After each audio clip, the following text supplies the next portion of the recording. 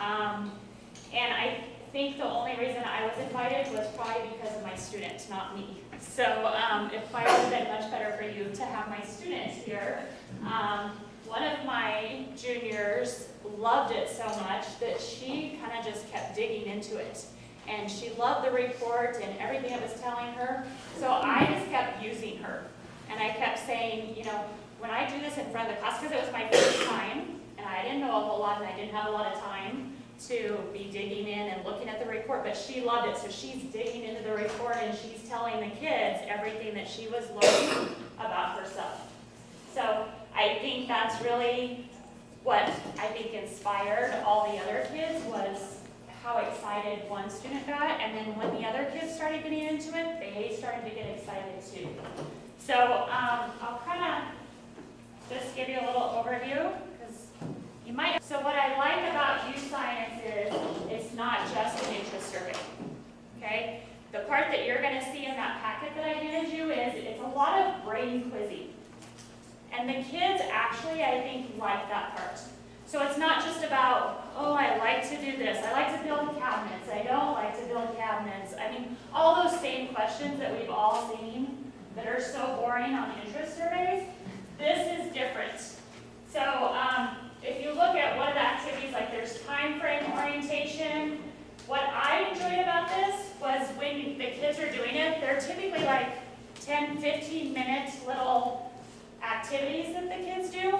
And I think for me, it was more interesting to walk around and watch the kids and listen to their conversations.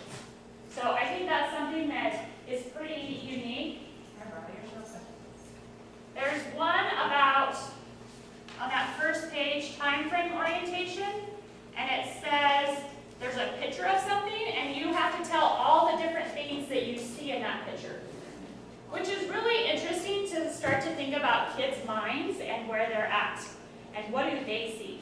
And I found it interesting, some of my boys were like, this is stupid. Like, I just see a bowl.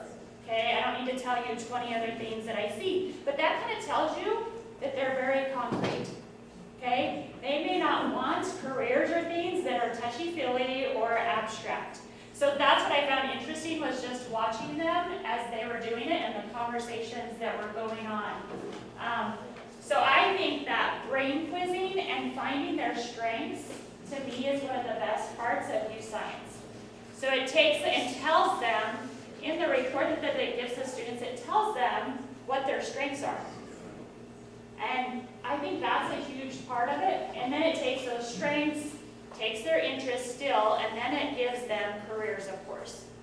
But I think it's just a different way of looking at our kids than, because we know our kids, what they want to be in 6th grade changes in 7th grade, changes in 8th grade. Like, their interests are constantly changing. If you ask them one day, they want to be a carpenter. The next day, they want to be a race car driver. Like, everybody wants to be a professional athlete. Like, that's where it's at with interest. But I think this takes their strengths and says, okay, here's your strengths. Now, what can you do with that? And maybe here's your weaknesses, and how do we build those up? But how do we find more of a career that's based on your strengths? You know, I think if we look at our own kids, like I have children, and if I look at my children, I'm basing their career thoughts more on their strengths. You know, I have one son, and he is so good at math. So of course, what do I go to? Engineering. You know what I mean? And sometimes I think that's the unfortunate thing for our kids is we take their strengths and we just go to one career that we know about. So what I did with the kids was then there's this strengths profile, and that's the biggest part that my students kind of ate up. So maybe if we could share those a little bit. If you look at these, so it says like interpersonal style. It shows your results show, and it says you balance the trials of introversion and extroversion. But then it gives you what that means, and then it gives you tips for success. And then if you flip over, it says what's easier and what's difficult for you.